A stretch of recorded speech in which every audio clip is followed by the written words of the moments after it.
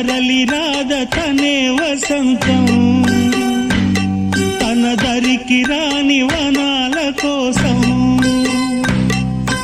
తరలి రాద తనే వసంతం తన దరికి రాని వనాల కోసం గగనాల దాకా అలసాగకుంటే మేఘాల రాగం ఇలా చేరుకోదా తరలి రాద తనే వసంతం తన దరికి రాని వనాల కోసం